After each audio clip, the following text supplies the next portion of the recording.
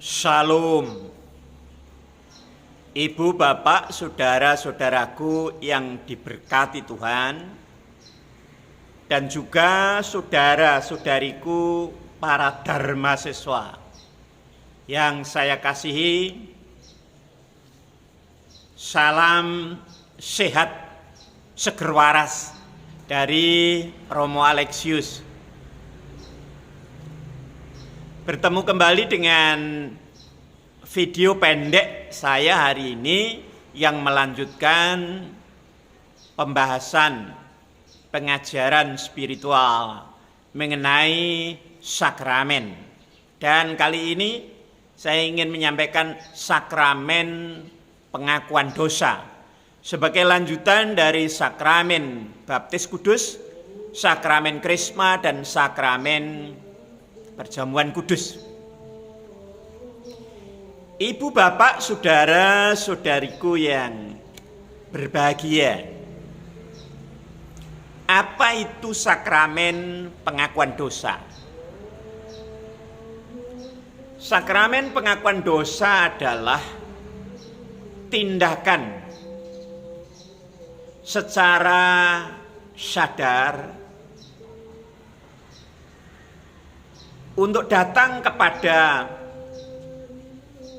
episkop atau kepada romo presbiter untuk melakukan pengakuan dosa, baik dosa yang disengaja serta tidak disengaja. Pengakuan dosa ini adalah untuk mencuci dosa-dosa yang dilakukan setelah melakukan sakramen baptis kudus. Mengapa? Pada saat sakramen baptis kudus itu terjadi, memang kita telah mendapatkan pengampunan dosa, dibersihkan dari dosa-dosa warisan yang diakibatkan oleh pelanggaran Adam dan Hawa, di situ dibersihkan. Tetapi setelah kita ini dibaptiskan, kita masih hidup di dalam tubuh. Oleh sebab itu kita masih dapat melakukan dosa baik secara jasmani maupun secara rohani yang disengaja serta tidak disengaja.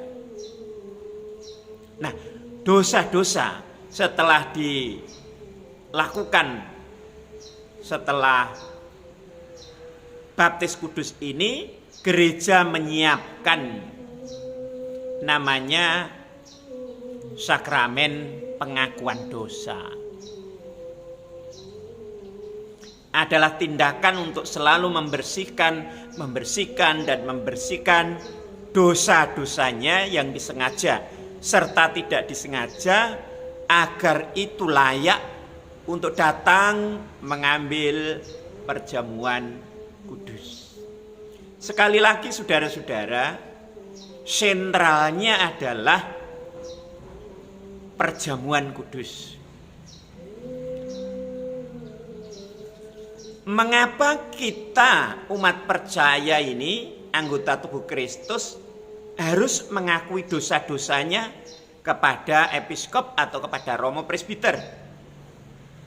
Bukankah kita bisa melakukan pengakuan dosa sendiri? Iya, saudara, bisa melakukan pengakuan dosa sendirian. Tetapi itu tidak menjamin bahwa dosa-dosa kita diampuni. Tetapi kalau kita datang kepada seorang episkop atau seorang presbiter yang adalah pengganti lanjut dari para rasul, maka ada janji dari Sang Kristus yang diberikan kepada para rasul itu berkelanjutan dijalankan oleh para episkop dan para presbiter, sehingga para episkop dan para presbiter itu memiliki otoritas yang diberikan dari para rasul kepada kita, dan para rasul menerima dari Sang Kristus. Otoritas ini adalah otoritas doa absolusi. Doa untuk melepaskan. Jadi episkop maupun presbiter itu tidak bisa mengampuni dosa. Hanya Allah sajalah yang bisa melakukan pengampunan dosa. Hanya para presbiter, para episkop, para rasul itu mendapatkan otoritas dari Kristus, dipercaya oleh Kristus untuk melakukan doa pelepasan, doa absolusi. Karena itu saudara-saudara, Injil suci menurut Yohanes pasal 20 ayat yang ke-23 dikatakan demikian. Jikalau kamu mengampuni dosa orang, dosanya diampuni. Dan jikalau kamu menyatakan dosa orang tetap ada, dosanya tetap ada. Ini adalah otoritas yang diberikan oleh Sang Kristus kepada para rasul, dan kemudian dilanjutkan pengganti lanjut para rasul, para episkop, dan para presbiter. Pada saat episkop atau presbiter itu menyatakan, aku orang berdosa tidak bisa mengampuni dosa, hanya Allah saja yang bisa melakukan pengampunan dosa. Namun, sebagaimana para rasul diberikan otoritas oleh Sang Kristus, apa yang kau ikat di dunia akan terikat di surga, dan apa yang kau lepaskan di dunia akan terlepas di surga. Karena itu aku memberanikan diri mengatakan, apa saja yang engkau akui di hadapan Allah dan di hadapanku, kiranya Allah mengampunimu di dunia ini dan dunia yang akan datang. Pada saat doa absolusi ini dikatakan, Roh Kuduslah yang berkarya. Allah lah yang menjalankan pengampunan dosa itu, bukan Romo. Tetapi Romo diberi otoritas untuk melakukan doa absolusi ini. Ibu, bapak, saudara-saudara, dan juga di dalam surat 1 Yohanes pasal 1 ayat yang ke-8 dikatakan demikian sampai ayat 10. Jika kita berkata bahwa kita tidak berdosa, maka kita menipu diri kita sendiri dan kebenaran tidak ada di dalam kita.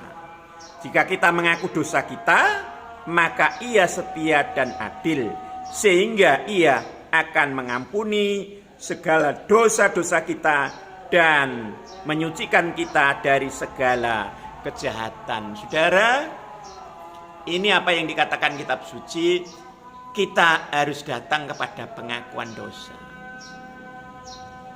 Disitulah dosa-dosa yang tersimpan rapat di dalam batin kita itu dilepaskan oleh Sang Roh Kudus, sehingga mengalami penyucian dan pembersihan. Dan kita datang kepada Kristus melalui gerejanya untuk mengambil cawan perjamuan kudus. Kita dilayakkan untuk mengambil tubuh dan darah Kristus itu.